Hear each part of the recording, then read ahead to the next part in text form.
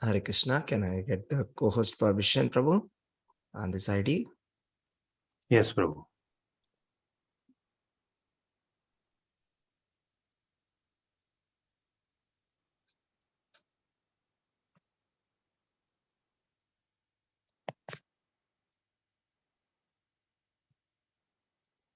Yes. Let us begin.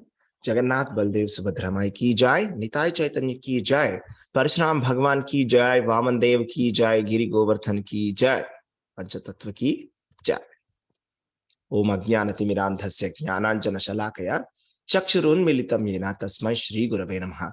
Nama Om Vishnupadaya Krishna Prasthaya Bhutale Srimate Bhaktivedanta Swaminiti Namine Namaste Saraswati Deve Gauravani Pracharine Nirvishesha Shunyavadi Pasyatya Deshatarine Jai Shri Krishna Chaitanya Prabhu Nityananda Shri Advaita Gadadhara Shri Vasadi Gaur Bhaktarunda. Hare Krishna, Krishna Krishna, Hare Hare, Hare Rama, Rama, Hare Hare. Hare Krishna. So we are doing the chapter number 7.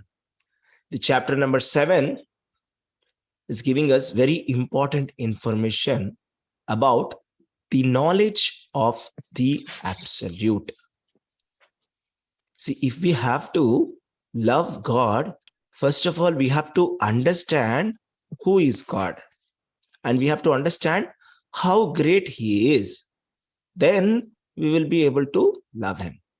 If we have no knowledge of God or the absolute truth, then we will not be able to completely surrender to God. So therefore, out of his causeless mercy, in chapter number 7, Lord Krishna is explaining about himself. Right? So we will see what is the verse for today. 7.5, fifth verse. Apareyam itastvanyam prakritim vidhi me param jiva bhutam mahabaho yayedam dharyate jagat. Besides these, O mighty armed Arjuna, there is another superior energy of mind which comprises the living entities who are exploiting the nature or exploiting the resources of this material inferior nature. So, this knowledge, Lord Krishna says in the verse number 7.1 to 7.5, let us do a summary.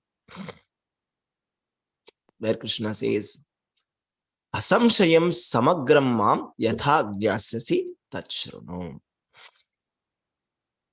That means by practicing yoga in full Krishna consciousness, you can know me in full. Yatha jnasyasi tachrunu samagram mam.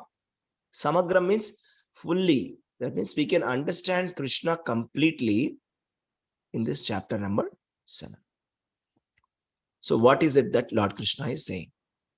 And this is a very important verse, 7.2, where he's saying, I shall now declare unto you this full, in full, this knowledge, both the phenomenal and the numinous. The most important phrase here is, this being known, nothing further shall remain for you to be known. Yajñatva neha bhuyonyaj jñatavyam avashishyate. That means, if you know this, there is nothing else that remains to be known. So whatever we are hearing is that kind of knowledge. Yajñatva neho bhuyonyaj jñatavyam avashishyate. There is nothing that will remain for you to know.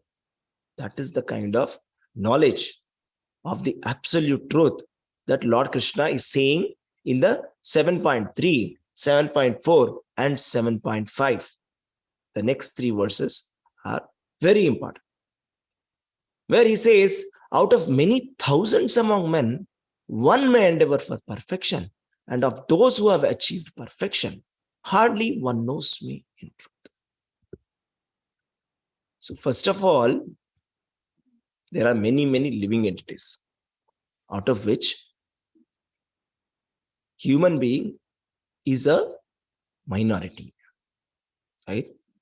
If you actually take the population of the entire world, only the earth, huh, of all the animals and the human beings and all of them put together, human beings will be a small percentage actually.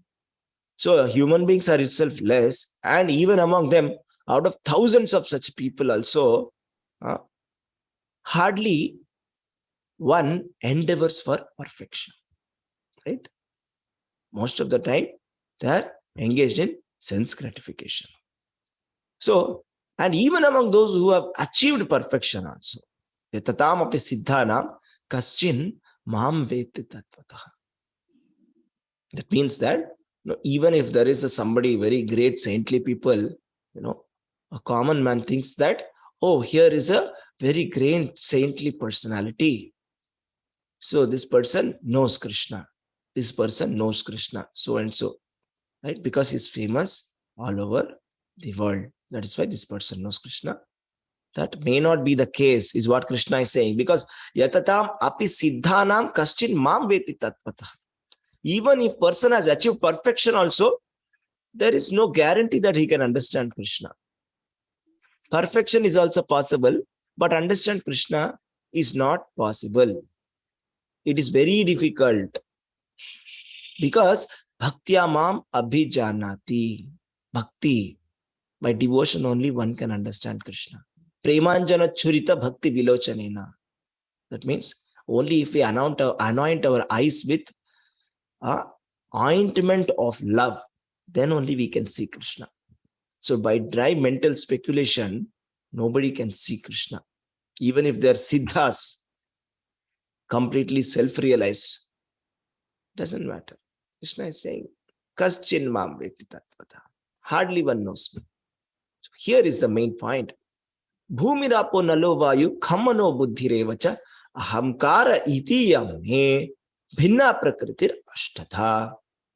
That means earth, water, fire, air, ether, mind, intelligence, and false ego. All together, these constitute my separated material energies. So you see, gross elements to fine elements. The order is also properly given here, right? First, grossest element that you can touch, feel, and see is the earth element. When you see the earth element, you can touch the earth, you can feel it, you can even taste it. Is it not? Whereas the water is a little subtler when compared to the earth element. Water is subtler, right? Because water has no fragrance of its own, right? Next is fire. Fire does not have fragrance, nor does it have taste. It only has form and it has a touch, feeling of touch, right? And air doesn't even have form. You can only touch and feel it. Whereas ether, you cannot smell it, you cannot taste it, you cannot touch it, nor can you see it. It is more subtle. That is ether, the space. Next is mind. Mind is there. We are getting so many thoughts from our mind, is it not? Millions of thoughts. The research says that on an average, there are thousands of thoughts that come for an individual in a day. Thousands. So many thoughts are coming in. From where are they coming? Mind. Right? And so many desires are coming. From where is this desire coming? From the mind. Can you see your mind? If you cannot see, can you say it is not there? Right? So once there was a professor and a student, and the professor said, can you show me God? And the student said, no. That means your God does not exist. Then the child said, can you show me your mind? He said, no. That means you do not have mind. right? So whatever we cannot see doesn't mean does not exist. So these are gross to subtle. See how it is going. Earth to water, water to fire, fire to air, air to ether, ether to mind. And further subtle than mind is intelligence. That means intelligence is above mind. More subtle element. Buddhi. Intelligence is that which rejects or accepts. That is the training. If you're getting so many thoughts, there is some authority inside our mind, which is either saying, yes, correct, putting a tick mark, or putting a cross mark. Reject it. No, this thought is wrong. I should not be doing this cross. No, I think this is very expensive. I'm not going to buy it now. Cross. Rejected. Intelligence. Subtle than mind. False ego, ahankara, is the most subtle among the material energies, material elements. False ego, ahankara. Ahankara tattva means that which is giving me the feeling of I. When I say I, where is this I coming from? Right? I is coming from within my heart. Ahankara tattva. So that is ahankara tattva. So Krishna is saying, all of these 8 are my separated material energies. So Krishna's energies.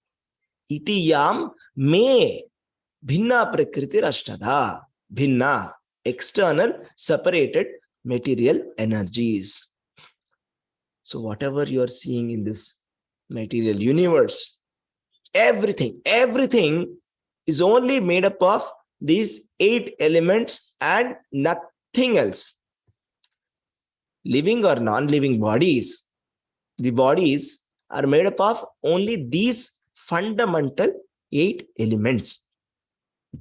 And Krishna is saying they are my energies. So that means we are in the energy of Krishna. So that means matter is energy of Krishna. But then we have seen that beyond matter, there is something called a spirit. Dehi. Dehi knows mean yatha dehe. Right? So Dehi is the indweller of the Deha. Deha is the body. But there is an indweller within the body. There is the car, but there is a driver within the car. So that driver is not made up of earth, water, fire, air, ether, mind, intelligence, or false ego. None of these 8. Atma. Lord Krishna explains the Atma Tattva, right?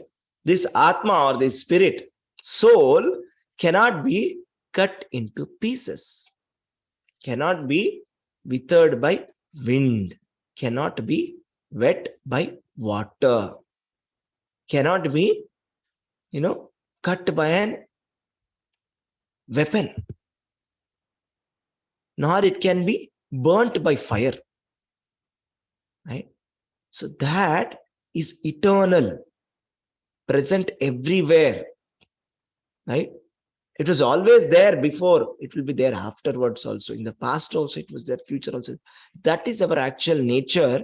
That is Jiva Bhuta. That is called as Jiva Bhuta, Atma. So now, what is the relationship between Atma and Krishna? Now we understand. Okay, all the material world is energy of Krishna, separated energy.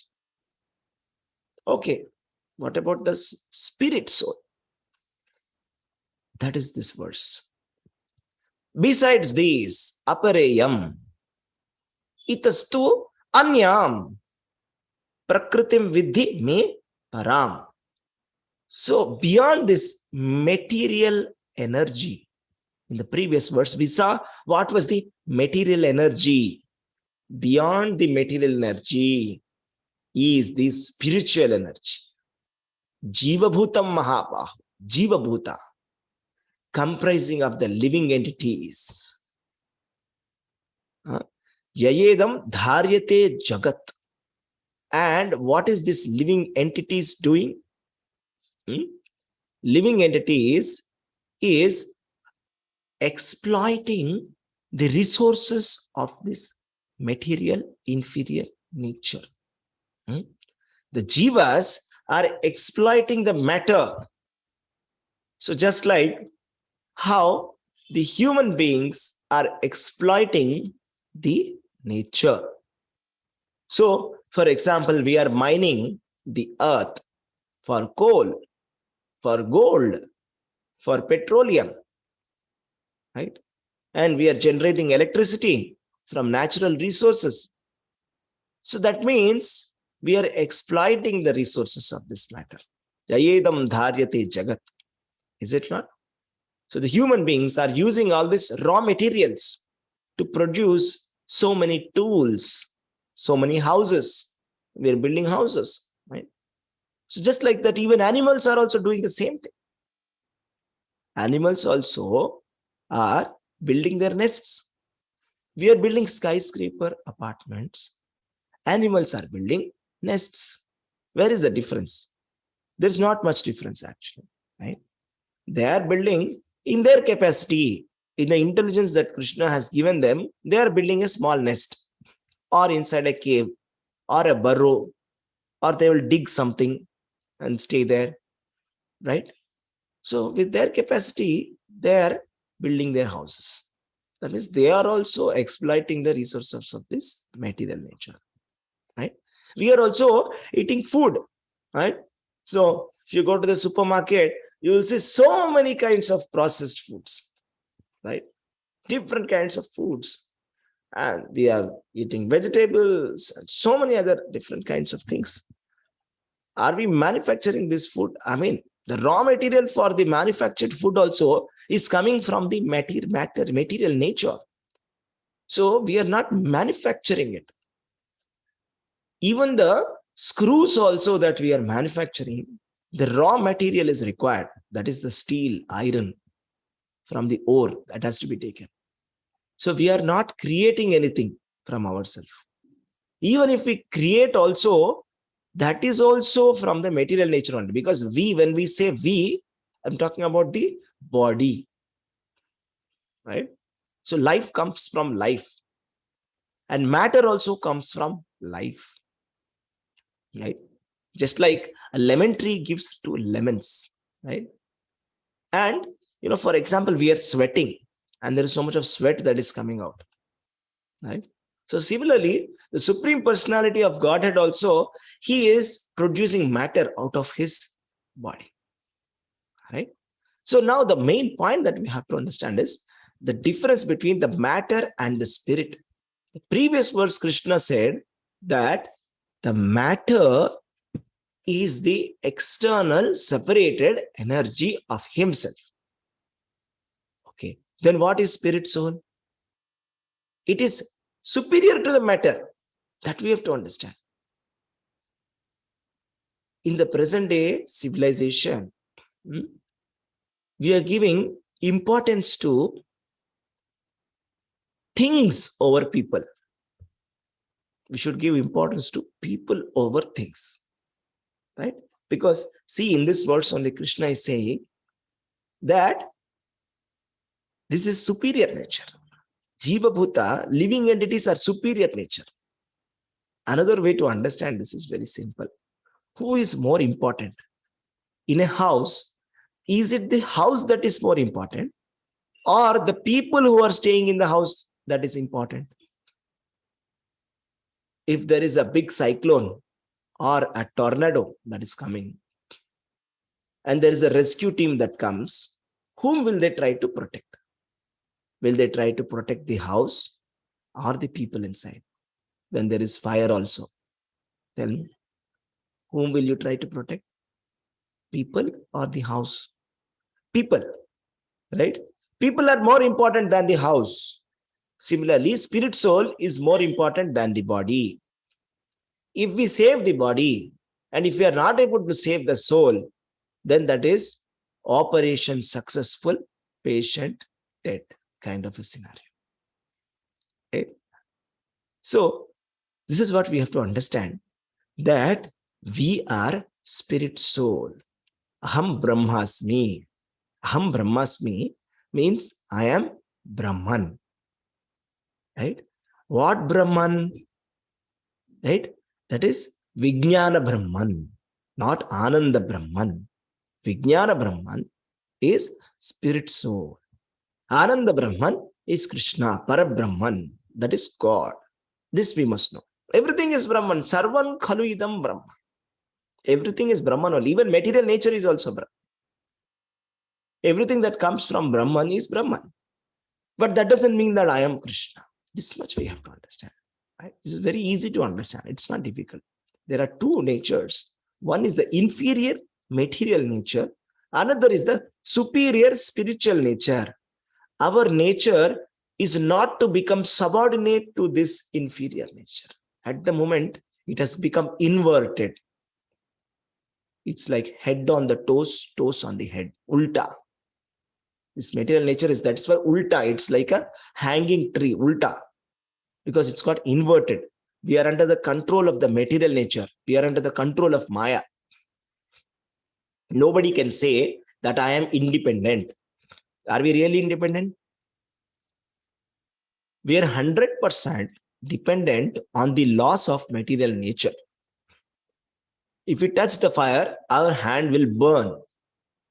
So we are not independent. We cannot do anything independently here. Right? It's not possible to be independent and say, for example, I cannot drive on the right hand side of the road. Right? I will get a challan. No, I cannot do something which is unlawful as per the laws of the land only. Right? They will put me in bars, behind the bars. Right? So similarly, there is loss of material nature. That is what is karma. If we violate the laws of material nature, then we accumulate karma. We get karma, right? So then we have to suffer or enjoy that karma, right? So Bhagavad Gita is that textbook which teaches us how to get rid of this contact of the material nature or the subordinates that we have accepted to the material nature, right? So we have become subordinate to our nature now. So every person has got certain nature, right? If you find out very nicely more about a person, you will know that his nature is like this. If you go him at this time, he will become very irritated. Don't do that. If you give him while he is eating, if you talk, he's going to become angry, right? So that is his nature. So that person is also dependent on the nature. So if somebody is going to come and provoke him without his own consent, he will become provoked. Why is that happening? Why are we becoming provoked without our own consent? This is nature. That means we are dependent upon our nature. Actually, it should have been the opposite. The nature should be under my control because I am superior nature. I am also nature. Atma is also a prakriti only.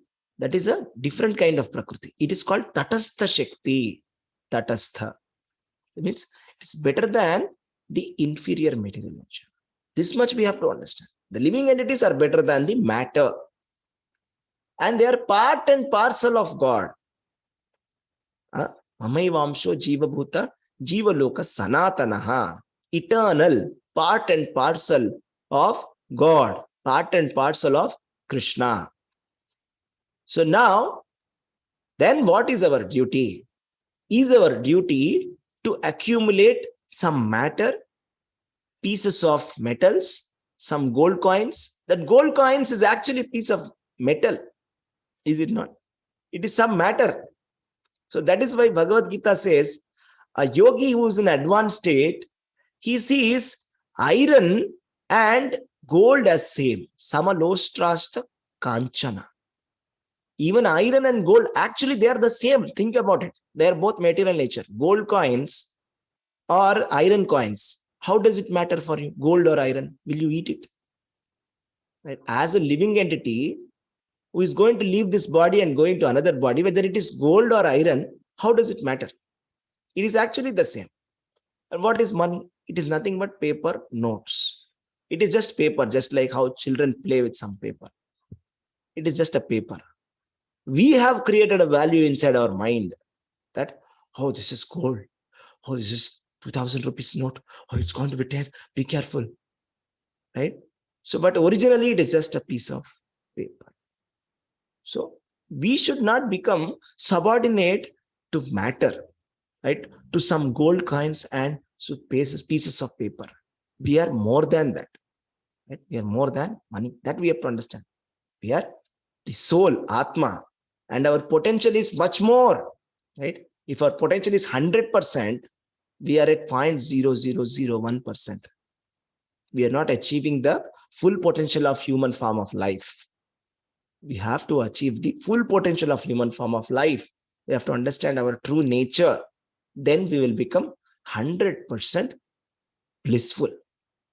Right? Eternity, knowledge, and bliss. We are eternal, and we must be full of knowledge, and we must be full of bliss.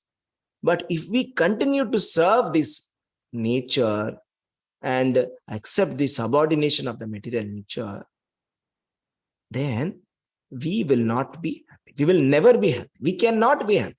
Even the richest person in the world also is not happy if he doesn't understand this much, right? That the nature or the spiritual energy is more important than matter.